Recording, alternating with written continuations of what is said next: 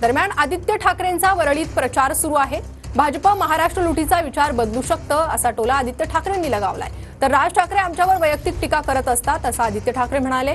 लोकसभेत बिनशर्त पाठिंबा देऊन मनसेला महायुतीत स्थान तरी मिळालं का असा सवाल आदित्य ठाकरेंनी राज ठाकरेंना विचारलाय।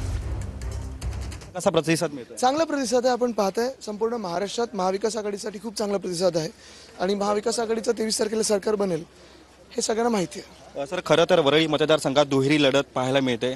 बहुरंगी लढत आहे। 10 उमेदवार आहेत आणि ह्या 10च्या 10चा मी आदर करतो, पण इथे सगळ्यांनी काम पाहिलेलं आहे। खरं तर देवेंद्र फडणवीस यांचा असा एक ट्विट आहे, त्या ट्विटमध्ये असं म्हटलं आहे की यही समय है सोच बदलने का।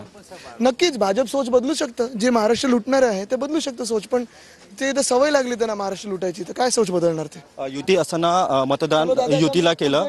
सर शेवटचा प्रश्न, युती असताना मतदान केलं, त्यानंतर सीएम पदासाठी काँग्रेस सोबत गेले, असं राज ठाकरे नाव न घेता उद्धव ठाकरेंना टोला लगावला। बघा, ते ज्या पद्धतीने सगळं काही आमच्यावर वैयक्तिक टीका करत असतात त्यांच्यावर आम्ही कधी काही बोलत नाही, पण दुर्दैव असं आहे की आज मनसे हे गुजरातच्या भूमिपुत्रांसाठी लढते। गंमत अशी झाली आहे की परवा शिवतीर्थावर कोणाला बिनशर्त पाठिंबा मिळालाय हे पण सांगावं। एवढं सगळं लढून जगळून बिनशर्त पाठिंबा देऊन लोकसभेमध्ये महायुतीत स्थान तरी मिळालं का? सर शेवटचा प्रश्न, काय वाटतं मग विजय आपलाच? नक्कीच।